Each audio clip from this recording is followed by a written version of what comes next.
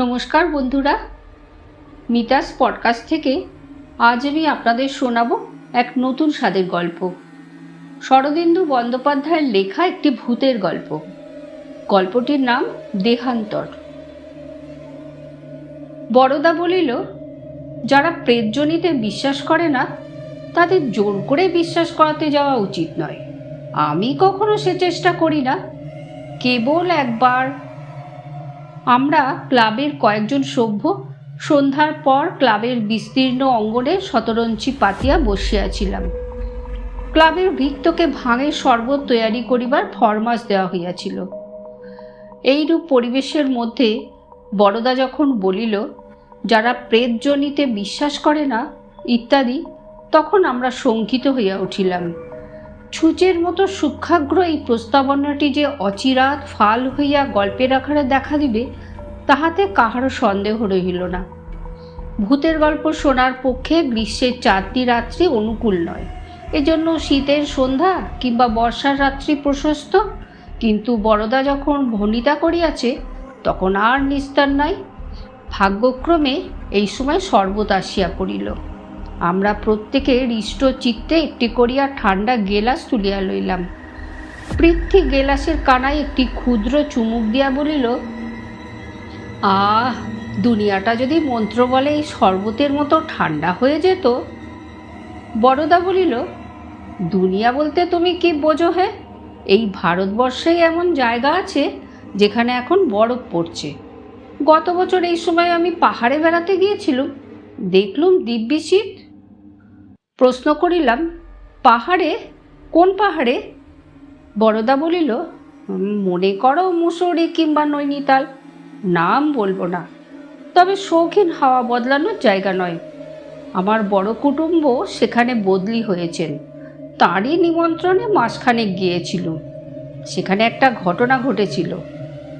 অমূল্য সন্দিগ্ধভাবে বলিল, ঘটনা না হয় ঘটেছিল, কিন্তু পাহাড়ের নাম বলতে লজ্জা কিসের? বড়দা বলিল, লজ্জা নেই, যে গল্প তোমাদের শোনাতে যাচ্ছি তার পাত্রপাত্রী সবাই জীবিত, তাই একটু ঢাকাঢুকি দিয়ে বলতে হচ্ছে। মাঝে মাঝে এমন উৎকট ব্যাপার ঘটে যায়। যা হোক, গল্পটা বলি, শোনো। হিল স্টেশনে যারা বাস করেন তাদের চাল চলন একটু বিলিতি ঘেঁষা হয়ে পড়ে। পুরুষেরা সচরাচর কোট প্যান্ট পরেন, মেয়েরা অবশ্য শাড়ি ছাড়েননি, কিন্তু হাব ভাব ঠিক দিশি বলা চলে না। টেবিলে বসে স্ত্রী পুরুষের একসঙ্গে খাওয়া, ডিনারের পর 2-1 পেগ হুইস্কি বা পোর্ট, এসব সামাজিক ব্যবহারের অঙ্গ হয়ে গেছে। দোষ দেওয়া যায় না। শীতের রাজ্যে শীতের নিয়ম মেনে চলাই ভালো। শ্যালকের চিঠি পেয়ে আমি তো গিয়ে পৌঁছলুম। 2-4 দিন থাকতে না থাকতে গায়ে বেশ গতি লাগলো। আমার শ্যালকটি আবার দারুণ মাংসাশী। বাড়িতে রোজ মুরগি মাটনের শ্রাদ্ধ চলেছে, তার উপর পাহাড়ে ঘুরে বেড়ানো, ঘন্টায় ঘন্টায় খিদে পায়। জায়গাটা সত্যিই চমৎকার, যেমন জল হাওয়া তেমনি তার প্রাকৃতিক দৃশ্য। কয়েকটি নতুন বন্ধু জুটে গেল। এখানে 10-12 ঘর বাঙালি আছেন, সকলেই ভারী মিশুক। নতুন লোক পেলে খুব খুশি হন। একটি ছোকরার সঙ্গে আলাপ হলো। তার নাম প্রমথ রায়, বয়স 25-26। যেমন মিষ্টির চেহারা তেমনি নরম স্বভাব। ভালো সরকারি চাকরি করে। মনটা অতি আধুনিক হলেও উগ্র নয়। প্রায় রোজই বিকেলবেলা টেনিস খেলে ফেরবার পথে আমাদের বাসায় ঢু মারত। ছোকরা অবিবাহিত, একলা থাকে, তাই আমাদের সঙ্গে খানিক গল্প গুজব করে 2-1 পেয়ালা চা কিংবা ককটেল সেবন করে সন্ধ্যের পর বাসায় ফিরত। একদিন কথায় কথায় আমার শ্যালক প্রেতজনির কথা তুললেন। বললেন, ওহে প্রমথ, তোমার তো ভূত প্রেত কিছুই মানো না। আমাদের বড়দা একজন পাকা ভূতজ্ঞানী ব্যক্তি। ভূতের প্রমাণ যদি চাও ওর কাছে পাবে। প্রমথ হেসে উঠল, বলল, আপনি একজন শিক্ষিত ব্যক্তি হয়ে এইসব বিশ্বাস করেন? কথাটা সে হালকাভাবে বললেও গায়ে লাগলো। বললুম, শিক্ষিত লোকেরা এমন অনেক জিনিস বিশ্বাস করেন যা বিশ্বাস করতে অশিক্ষিত লোক লজ্জা পাবে। যথা যথা ফ্রয়েডিয়ান সাইকো অ্যানালিসিস কিংবা প্যাভলভের বিহেভিয়ারিজম। প্রমথ হাসতে লাগলো। সে বুদ্ধিমান ছেলে, তাই এড়ে তর্ক করল না। ভূতের কথা ওইখানেই চাপা পড়ল। আমার পাহাড়ে আসার পর 2 হপ্তাহ কেটে গেল।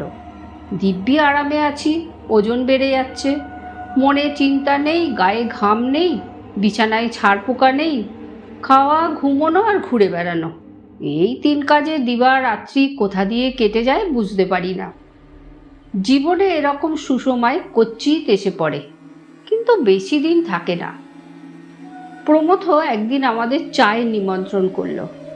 আমি আর শ্যালক যথাসময়ে তার বাসায় উপস্থিত হলুম। আর কেউ নিমন্ত্রিত হয়নি জানতুম, কিন্তু গিয়ে দেখি একটি তরুণী রয়েছেন। একে আগে কখনো দেখিনি। সুন্দরী, তন্বী, দীর্ঘাঙ্গী, মুখে একটু বিষাদের ছায়া। সাজসজ্জায় প্রসাধনে বর্ণ বাহুল্য নেই, কিন্তু যত্ন আছে। চেহারা দেখে বয়স 20-21 মনে হয়, হয়তো 2-1 বছর বেশি হতে পারে। শ্যালক খুব আগ্রহের সঙ্গে তাকে সম্ভাষণ করলেন। এই যে মিসেস দাস, কি সৌভাগ্য আমার, আপনার সঙ্গে যে দেখা হবে তা তো আশাই করিনি। তরুণী হাসি মুখে প্রতি নমস্কার করে বললেন, সাপ্তাহিক শপিং করতে শহরে এসেছিল। রাস্তায় প্রমথ বাবুর সঙ্গে দেখা হয়ে গেল, উনি ধরে নিয়ে এলেন। প্রমথ তখন মহিলাটির সঙ্গে আমার আলাপ করিয়ে দিল। ইশারায় বুঝলুম মিসেস দাস বিধবা। শহর থেকে মাইল 3 দূরে হরজটা নামে একটি উঁচু গিরিশিখর আছে। খুব ছোট জায়গা, মাত্র 10-12টি বাংলো আছে। সেইখানে মিসেস দাস থাকেন। হরজটা থেকে শহরের পথ সুগম নয়, মাঝে একটি উপত্যকা পড়ে। তাই সেখানে যারা থাকেন তারা মাঝে মাঝে শহরে এসে আবশ্যক মতো কেনাকাটা করে নিয়ে যান। চা, কেক সহযোগে গল্প চলতে লাগলো। লক্ষ্য করলুম মিসেস দাস একদিকে যেমন সম্পূর্ণরূপে আধুনিকা, অন্যদিকে তেমনি শান্ত আর সংযত। তার সুন্দর চেহারার একটা প্রবল আকর্ষণ আছে, অথচ তার সঙ্গে খুব বেশি ঘনিষ্ঠতা করাও চলে না। তিনি অত্যন্ত সহজভাবে সকলের সঙ্গে হাসি ঠাট্টায় যোগ দিতে পারেন, কিন্তু তার সঙ্গে হাসি ঠাট্টা করবার সাহস কারণ নেই। তার সুকুমারত্বই যেন বর্ম। প্রমথকেও সেই সঙ্গে লক্ষ্য করলুম। এতদিন বুঝতে পারিনি যে তার জীবনে প্রেম ঘটিত কোনো জটিলতা আছে। এখন দেখলুম বেচারা একেবারে হাবুডুবু খাচ্ছে। কম্পাসের কাঁটা অন্য সময় ঠিক থাকে, কিন্তু চুম্বকের কাছে এলে একেবারে অধীর, অসংবৃত হয়ে পড়ে। প্রমথর অবস্থাও সেই রকম। তার প্রতিটি কথা, প্রতিটি অঙ্গভঙ্গি প্রকাশ করে দিচ্ছে যে ওই মেয়েটিকে ভালোবাসি। লোকলজ্জার খাতিরেও মনের অবস্থা লুকোবার মতো ক্ষমতা তার নেই। অথচ মিসেস দাস বিধবা, কোন প্রগতিশীলা আধুনিকা, তবু হিন্দু বিধবা তো। মনে মনে উত্তেজিত হয়ে উঠলুম। পাহাড়ের হিমেল হাওয়ায় এই যে বিচিত্র রোমান্স অঙ্কুরিত হয়ে উঠেছে, এর পরিণতি কোথায়? চায়ের পর্ব শেষ হতেই মিসেস দাস উঠে পড়লেন। দিনের আলো থাকতে থাকতে তাকে হরজটায় ফিরতে হবে। তিনি আমাদের 3 জনকে দৃষ্টির আমন্ত্রণে টেনে নিয়ে বললেন, একদিন হরজটায় আসুন না, একটু নিরিবিলি এই যা, নইলে খুব সুন্দর জায়গা। এমন সূর্যোদয় পৃথিবীতে আর কোথাও দেখা যায় না, আসবেন। আমরা গলার মধ্যে ধন্যবাদ সূচক আওয়াজ করলুম। তিনি চলে গেলেন। তারপর আরও কিছুক্ষণ বসে আমরা উঠলুম। অতিথি সৎকারের যথোচিত চেষ্টা সত্ত্বেও প্রমথ ক্রমাগত অন্যমনস্ক হয়ে পড়ছে দেখে তাকে আর কষ্ট দিতে ইচ্ছে হলো না।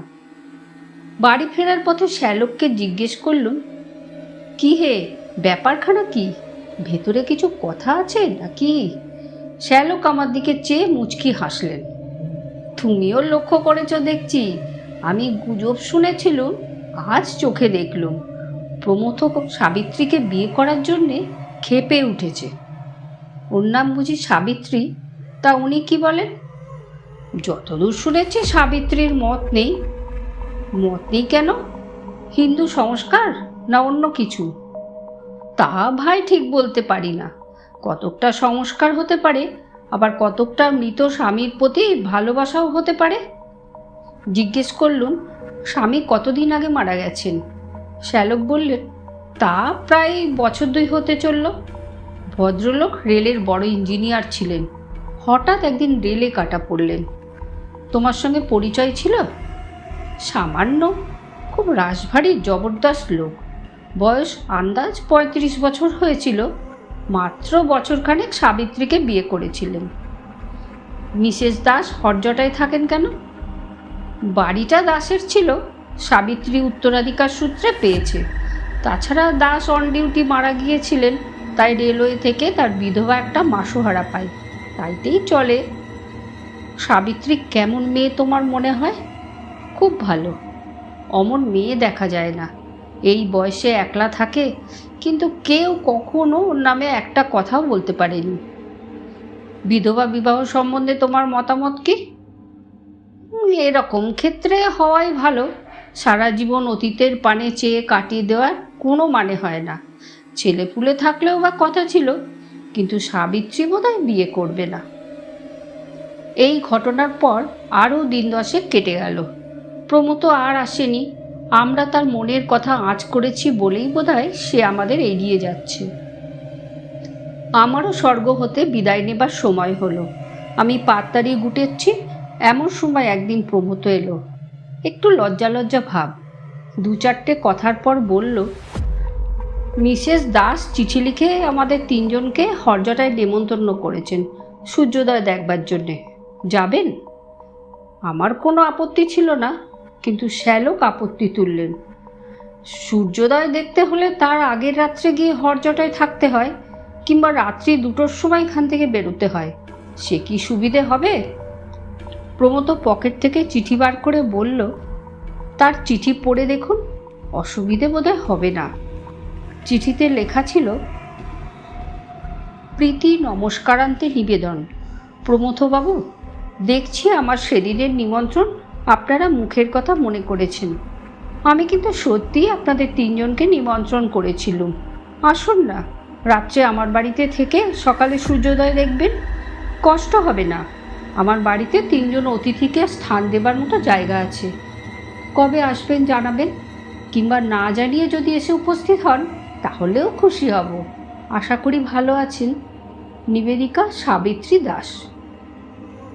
এরপর আর শ্যালকের আপত্তি রইল না। প্রমথ উৎসাহিত হয়ে বলল, আজ শনিবার আছে, চলুন না আজই যাওয়া যাক।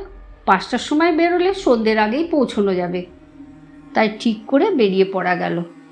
হরজটা শিখরটি উপত্যকা থেকে দেখা যায়। সত্যি হরজটা নামটা সার্থক, যেন ধ্যানমগ্ন মহাদেবের জটা পাকিয়ে পাকিয়ে ওপরে উঠেছে। তার খাঁজে খাঁজে সাদা বাংলোগুলি ধুতুরা ফুলের মতো ফুটে আছে। অপূর্ব দৃশ্য। কিন্তু সেখানে পৌঁছবার রাস্তাটি অপূর্ব নয়। 3 মাইল পথ হাঁটতে পাক্কা 2.5 ঘন্টা লাগলো। আমরা যখন মিসেস দাসের বাংলোর সামনে গিয়ে হাজির হলুম, তখন দিনের আলো ফুরিয়ে এসেছে। তবু হরজটার কুটিল কুণ্ডলিতে সূর্যাস্তের আবির লেগে আছে। মিসেস দাস বাড়ির সামনের বারান্দায় ইজি চেয়ারে বসেছিলেন। উৎফুল্ল কলকাকলি দিয়ে আমাদের অভ্যর্থনা করলেন। আমাদের দেখে তার এই অকৃত্রিম আনন্দ বড় ভালো লাগলো। শোনা যায় আসন্ন দুর্ঘটনা সামনে কালো ছায়া ফেলে তার আগমন বার্তা জানিয়ে দেয়। কিন্তু আশ্চর্য, সেদিন দুর্ঘটনার বিন্দু মাত্র পূর্বাভাস পাইনি। সেই পার্বত্য সন্ধ্যার গৈরী কালো মনে হয়েছিল এ আলো নয়, অপরূপ এক দৈবী প্রসন্নতা। তার আড়ালে যে লেশমাত্র অশুভ লুকিয়ে থাকতে পারে তা কল্পনা করাও যায় না। আমার বোধ হয় প্রমথও কিছু আভাস পায়নি। মিসেস দাস আমাদের বাড়ির ভেতর নিয়ে গেলেন। গরম জলে মুখ হাত ধুয়ে ড্রয়িং রুমে এসে দেখি চা তৈরি। বাড়িতে পুরুষ চাকর নেই। 2টি পাহাড়ি মেয়ে মানুষ কাজকর্ম রান্নাবান্না করে এবং রাত্রে থাকে। হরজটায় এখনও বিদ্যুৎ বাতি এসে পৌঁছয়নি। কেরোসিন ল্যাম্পের মোলায়েম আলোয় চা খেতে বসলুম। মিসেস দাস চাকরানীদের সাহায্যে আমাদের পরিচর্যা করতে লাগলেন। ড্রয়িং রুমের দেয়ালে একটা এনলার্জ করা ফটোগ্রাফ টাঙানো ছিল। দূর থেকে ভালো করে দেখতে পাচ্ছিলাম না। চা খাওয়া শেষ হলে তার কাছে গিয়ে দাঁড়ালুম। ইনি অকালমৃত মিস্টার দাস, সন্দেহ নেই। ভালো করে দেখলুম, চেহারা সুন্দর বলা চলে না, কিন্তু একটা দৃঢ়তা আছে। চওড়া চিবুকের মাঝখানে খাঁজ, চোখের দৃষ্টি একটু কড়া। ফটো তোলবার সময় ঠোঁটের কোণে যে হাসি আনার নিয়ম আছে সেটি অবশ্য রয়েছে, কিন্তু হাসি দিয়ে চরিত্রের দৃঢ়তা, বলিষ্ঠতা ঢাকা পড়েনি। মনে মনে এই মুখখানার সঙ্গে প্রমথর নরম মিষ্টি মুখের তুলনা করছি। এমন সময় পাশে মৃদু কণ্ঠের আওয়াজ হলো, আমার স্বামী। দেখলুম মিসেস দাস আমার পাশে এসে দাঁড়িয়েছেন। তারপর প্রমথও এসে দাঁড়ালো। মিসেস দাস কিছুক্ষণ ফটোর দিকে তাকিয়ে থেকে চকিতে প্রমথর পানে চাইলেন। তার মুখখানি শান্ত, মুখ দেখে মনের কথা ধরা যায় না। তবু সন্দেহ হলো তিনিও আমারই মতো ফটোর সঙ্গে প্রমথর মুখ তুলনা করলেন। আমরা আবার ফিরে এসে বসলুম। মেয়ে মানুষের মন বোঝা সহজ নয়, বিশেষত মিসেস দাসের মতো মেয়ের মন। কবি বলেছেন, রমণীর মন সহস্র বর্ষের সখা সাধনার ধন। আমি ভাবতে লাগলাম, ইনি প্রমথকে বিয়ে করতে অস্বীকার করেছেন একথা নিশ্চয়ই সত্যি, কিন্তু প্রমথ সম্বন্ধে তার মনে কি কোনো দুর্বলতা নেই? এই যে আজ তিনি আমার মতো একজন অপরিচিত লোককে নিমন্ত্রণ করে এনেছেন, এটা কি শুধুই লৌকিক সহৃদয়তা? না, এর অন্তরালে একজন বিশেষ ব্যক্তিকে কাছে পাবার অভিপ্রায় লুকিয়েছিল। প্রমথর অবস্থা বর্ণনা করা নিষ্প্রয়োজন। সেদিন যেমন দেখেছিলুম, আজও ঠিক তাই। চুম্বকাবিষ্ট কম্পাসের কাঁটা অন্য কোনো দিকেই তার লক্ষ্য নেই। ক্রমে রাত্রি হলো। উত্তর দিক থেকে একটা খুব ঠান্ডা হাওয়া উঠে মাথার ওপর দিয়ে সাঁই সাঁই শব্দে বইতে লাগলো। রান্নাবান্না হতে স্বভাবতই একটু দেরি হলো। আমরা রাত্রির খাওয়া শেষ করে যখন উঠলুম তখন প্রায় 11টা বাজে। মিসেস দাস বললেন, আপনারা শুয়ে পড়ুন গিয়ে, সকাল 3:30-এর আগে কিন্তু উঠতে হবে, নইলে সূর্যোদয়ের সব সৌন্দর্য দেখতে পাবেন না। ভাবনা হলো, এখন শুতে গেলে 3:30-এর সময় ঘুম ভাঙবে কি? যদি না ভাঙে আজকের অভিযানটাই তো ব্যর্থ হয়ে যাবে। জিজ্ঞেস করলুম, অ্যালার্ম ঘড়ি আছে? মিসেস দাস বললেন, না। কিন্তু সেজন্য ভাববেন না, আমি ঠিক সময়ে আপনাদের তুলে দেব। শ্যালক বললেন, কিন্তু আপনার ঘুম যে ভাঙবে তার ঠিক কি? মিসেস দাস একটু হেসে বললেন, আমি ঘুমাবো না, এই ঘন্টা বই পড়ে কাটিয়ে দেব, আমার অভ্যেস আছে। অবাক হয়ে চেয়ে রইলুম। আমরা ঘুমাবো আর ভদ্রমহিলা সারা রাত জেগে থাকবেন? হঠাৎ প্রমথ তার দিকে এগিয়ে গিয়ে বলল, তাহলে আমিও জেগে থাকি। আমাদের দিকে চেয়ে বলল, আপনারা শুয়ে পড়ুন।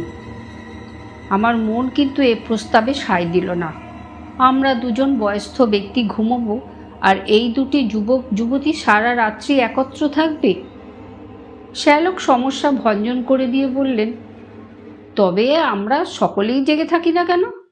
আমার আবার নতুন জায়গায় সহজে ঘুম আসে না, এমনিতেই হয়তো চোখ চেয়ে রাত কেটে যাবে।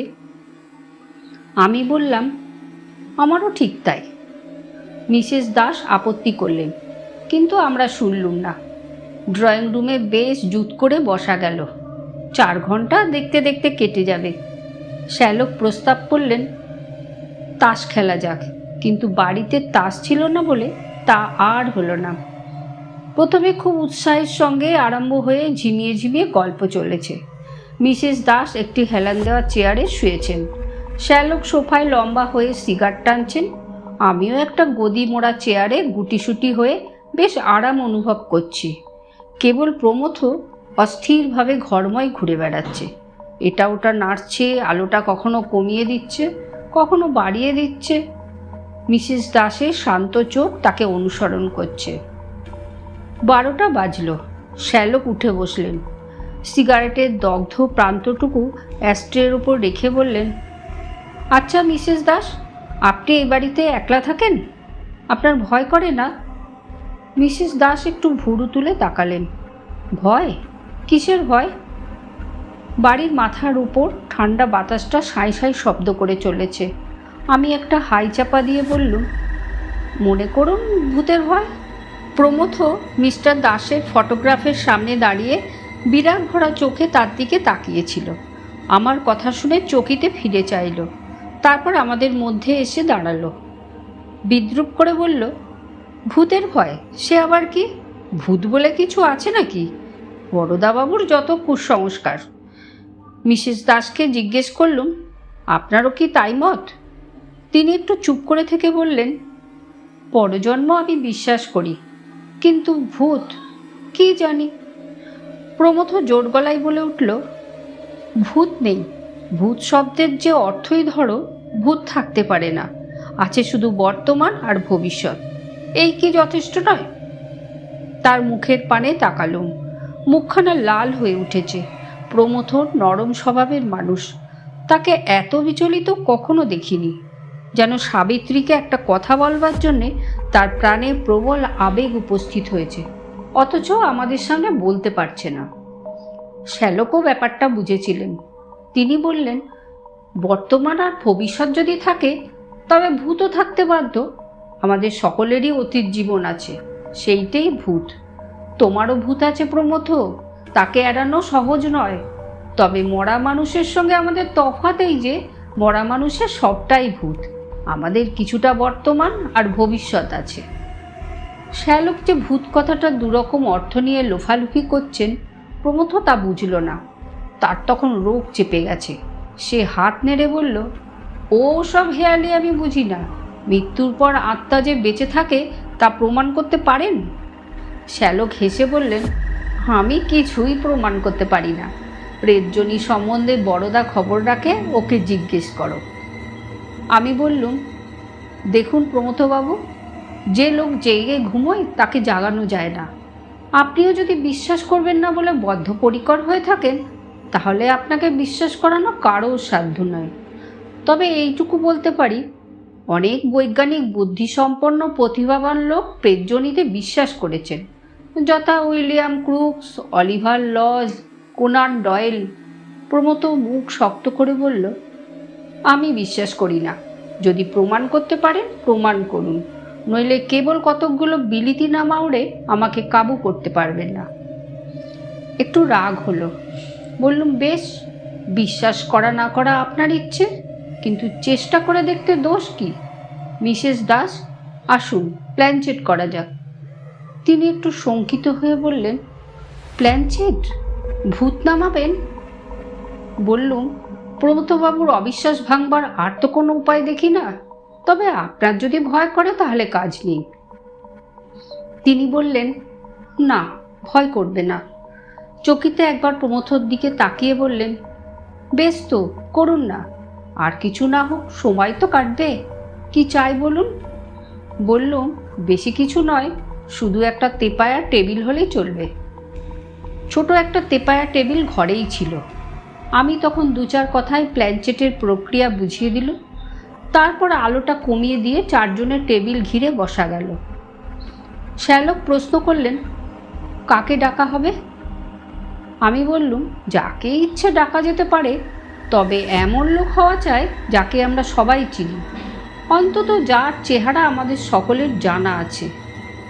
আমরা যেখানে বসেছিলাম তার অল্প দূরেই মিস্টার দাসের ছবি দেয়ালে টাঙানো ছিল। প্রমথ বসেছিল ছবির দিকে পিঠ করে, আর মিসেস দাস ছিলেন তার সম্মুখে।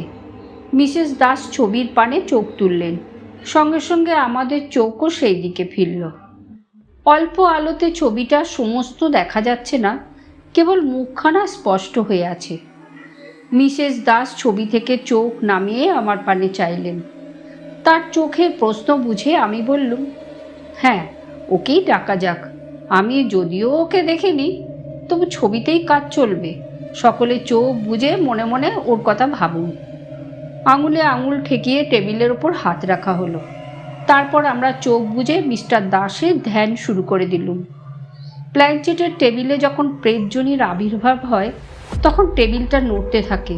মনে হয় টেবিলের মরা কাঠে প্রাণ সঞ্চার হয়েছে, তার ভেতর দিয়ে একটা স্পন্দন বইতে থাকে। আমরা প্রায় 10 মিনিট বসে রইলাম, কিন্তু টেবিল নড়ল না, তার মধ্যে জীবন সঞ্চার হলো না। তখন চোখ খুলে আর সকলের পানে তাকালাম। প্রমথকে দেখেই বুঝলাম প্রেতের আবির্ভাব হয়েছে।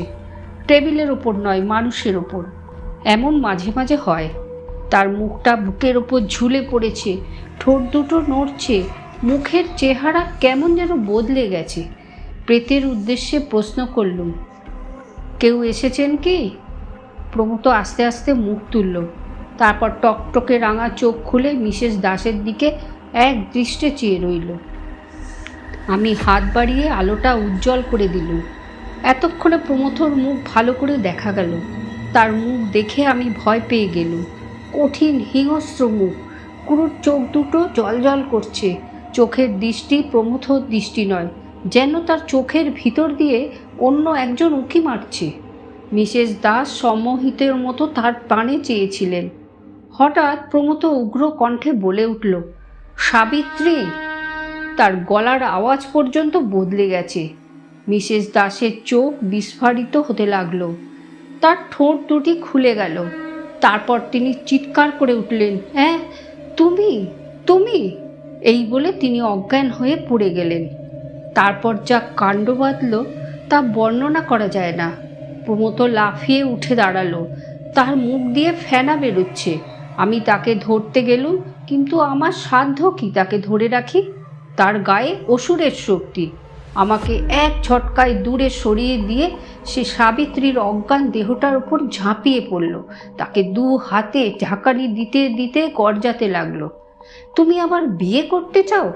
দেব না, দেব না, তুমি আমার। ভেবে দেখো, প্রমথর মুখ দিয়ে এই কথাগুলো বেরোচ্ছে, কিন্তু আমাদের তখন ভাববার সময় নেই। আমি আর শ্যালক দুজনে মিলে টেনে প্রমথকে আলাদা করলুম। ইতিমধ্যে পাহাড়ি চাকরানি দুটো চেঁচামেচি শুনে এসে পড়েছিল। তারা সাবিত্রীকে তুলে নিয়ে কোচের ওপর শুয়ে দিল। আমরা প্রমথকে টেনে নিয়ে চললাম স্নান ঘরের দিকে। সেখানে তাকে মেঝেই ফেলে মাথায় বালতি বালতি জল ঢালতে লাগলুম আর চিৎকার করে বলতে লাগলুম, আপনি চলে যান, চলে যান আপনি। না, যাব না, সাবিত্রীকে বিয়ে করতে দেব না। দাঁতে ঘষে ঘষে প্রমথ বলতে লাগলো। আমরা জল ঢালতে লাগলুম। ক্রমে তার গলার আওয়াজ জড়িয়ে এলো, হাত পা ছোড়াও বন্ধ হলো। আধ ঘন্টা পরে দুজনে মিলে তাকে চ্যাংদোলা করে নিয়ে গিয়ে একটা বিছানায় শুয়ে দিলুম। তখন তার গায়ে আর শক্তি নেই, তবু বিজবিজ করে বকছে, দেব না, দেব না। শ্যালককে তার কাছে বসিয়ে ড্রয়িং রুমে গেলুম। দেখি মিসেস দাসের জ্ঞান হয়েছে। আমাকে দেখে তিনি ভয়ার্ত কণ্ঠে কেঁদে উঠলেন, এ কি হলো বড়দাবাবু, এ কি হলো? মেয়েদের মনের অন্তরতম কথা যখন প্রকাশ হয়ে পড়ে, তখন তাদের লজ্জা আর ভয়ের অন্ত থাকে না। কান্নাই তখন তাদের একমাত্র আবরণ। আমি মিসেস দাসের পাশে বসে তাকে যথাসাধ্য ঠান্ডা করবার চেষ্টা করলুম। তারপর চাকরানীদের বললুম, এক পেয়ালা কড়া চা শিগগির তৈরি করে নিয়ে এসো। সেদিন সূর্যোদয় দেখা মাথায় উঠল। দুটি ঘরে দুটি রুগীর পরিচর্যা করতেই বেলা 7টা বেজে গেল। যা হোক, মিসেস দাস তো সামলে উঠলেন, কিন্তু প্রমথ সেই বিছানায় শুয়ে ঘুমিয়ে পড়ল। কিছুতেই তার ঘুম ভাঙে না। জোর করে ঘুম ভাঙাতেও সাহস হলো না, আবার হয়তো বিদঘুটে কাণ্ড আরম্ভ করে দেবে। এদিকে বেলা বেড়ে যাচ্ছে, আমাদের আজ ফিরে যেতেই হবে, নইলে অনেক হাঙ্গামা। বেলা 1টা পর্যন্ত যখন ঘুম ভাঙল না, তখন আমরা উদ্বিগ্ন হয়ে উঠলুম। ভাগ্যক্রমে একজন বৃদ্ধ ডাক্তার হরজটায় বাস করেন, তাকে ডাকা হলো। তিনি পরীক্ষা করে বললেন, বুকে একটু ঠান্ডা বসেছে, বিশেষ কিছু নয়, কিন্তু আজ এর বিছানা থেকে ওঠা চলবে না। আমরা কাতর চোখে মিসেস দাসের পানে চাইলুম। তিনি এতক্ষণে সম্পূর্ণ স্বাভাবিক অবস্থায় ফিরে এসেছেন। বললেন, প্রমথবাবু আজ এখানেই থাকুন, আপনারা যদি নিতান্তই না থাকতে পারেন। শ্যালক অত্যন্ত অপ্রস্তুত হয়ে বললেন, দেখুন, যাওয়া খুবই দরকার, কিন্তু আমরা না থাকলে আপনার যদি কোনো লজ্জার কারণ হয়। মিসেস দাস বললেন, সেজন্য ভাববেন না। বৃদ্ধ ডাক্তার আমাদের কথা শুনছিলেন। তিনি বলে উঠলেন, ভাবনার কি আছে, আমি তো কাছেই থাকি, আমি নয় রাত্রে এসে সাবিত্রীমার বাড়িতে থাকব, দরকার হলে আমার স্ত্রী এসে থাকতে পারেন, আপনারা ফিরে যান।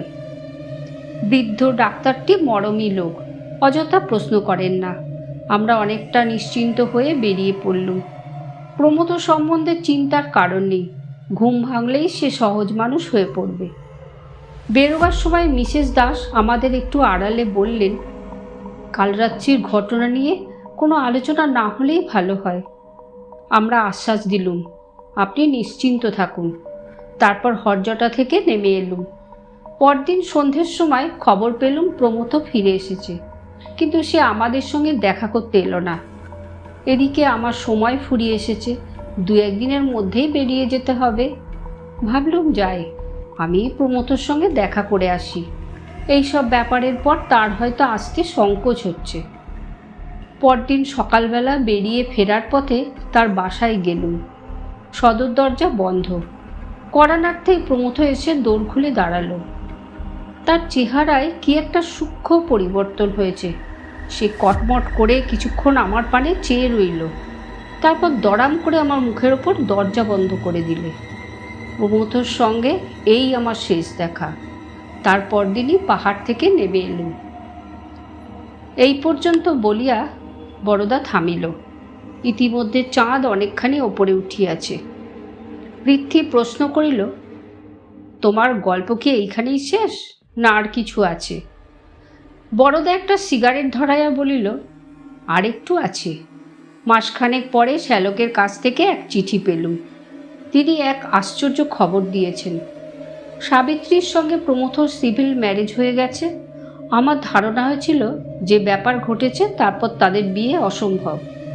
প্রমথ যে শেষকালে আমার সঙ্গে অমন রূঢ় ব্যবহার করেছিল, সেটাও আমি তার ব্যর্থতার প্রতিক্রিয়া মনে করেছিলাম। কিন্তু দেখলুম আমার হিসেব আগাগোড়াই ভুল। শ্যালক আরেকটি খবর দিয়েছেন, সেটি আরও অদ্ভুত। এই অল্প সময়ের মধ্যে প্রমথর চেহারা নাকি অনেকখানি বদলে গেছে। সকলেই বলছে তার চেহারা ক্রমশ মিস্টার দাসের মতো হয়ে দাঁড়াচ্ছে। এমনকি তার চিবুকের মাঝখানে একটা খাঁজ দেখা দিয়েছে। সিগারেটে একটা লম্বা টান দিয়ে বড়দা বলল, এতক্ষণ আমি সরলভাবে ঘটনাটা বলে গেছি, নিজের টিকা টিপ্পনি কিচ্ছু দিইনি। এখন তোমরা এর টিকা টিপ্পনি করো। এটা কি মিস্টার দাসের প্রেতাত্মা, কি প্রমথকে তার দেহ থেকে উৎখাত করে নিজে কায়েমি হয়ে বসেছেন এবং নিজের বিধবাকে আবার বিয়ে করেছেন, কিংবা আর কি হতে পারে? আমরা কেহই উত্তর দিলাম না। বড়দা তখন কতকটা নিজ মনেই বলিল, যদি তাই হয় তাহলে প্রমথর আত্মাটার কি হলো, কোথায় গেল সে? অকস্মাৎ আকাশে একটা দীর্ঘ আর্ত কর্কশ চিৎকারধ্বনি হইল। আমরা চমকিয়া ঊর্ধ্বে চাহিলাম। দেখিলাম বাদুড়ের মতো একটা পাখি চাঁদের ওপর দিয়া উড়িয়া যাইতেছে। কালো ত্রিকোণ পাখা মেলিয়া পাখিটা ক্রমে দূরে চলিয়া গেল। কণ্টকিত দেহে আমরা চাহিয়া রহিলাম। ধন্যবাদ। গল্পটি যদি আপনাদের ভালো লেগে থাকে তো লাইক করুন, কমেন্ট করুন, শেয়ার করুন, সাবস্ক্রাইব করুন আর ডান দিকের বেল আইকনটি প্রেস করুন।